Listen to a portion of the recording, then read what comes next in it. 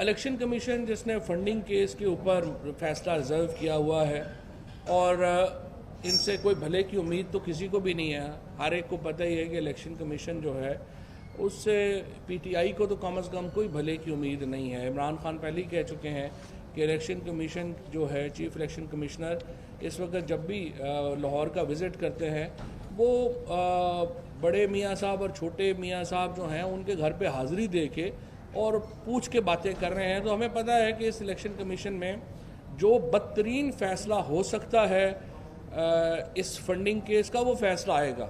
और तहरीक इंसाफ के कारकुनान को मैं कहना चाहता हूँ वो तगड़े रहें और इंशाअल्लाह ताला हमने इसका भी मुकाबला करना है।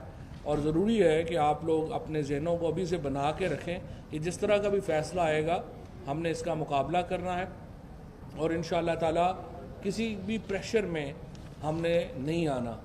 और जिस तरीके से ये कोशिश कर रहे हैं कि एक पीटीआई को और इमरान खान को दीवार से लगाने की, इसको हमने नाकाम बनाना है हर सूरत।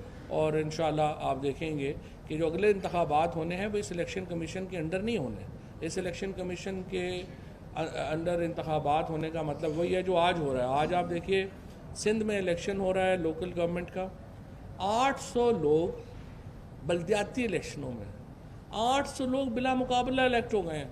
YouTube पर गुगली टीवी देखने के लिए youtube.com की सर्च बार में गुगली टीवी टाइप करें। गुगली टीवी के पेज पर सुर्ख रंग के सब्सक्रिप्शन वाले बटन पर क्लिक करना ना भूलिए। YouTube पर अपलोड होने वाली वीडियो से बाखबर रहने के लिए बेल आइकॉन पर क्लिक कीजिए। आपको हर नई आने वाली वीडियो के बारे में नोटिफिकेशन मौसूल हो जाएगा।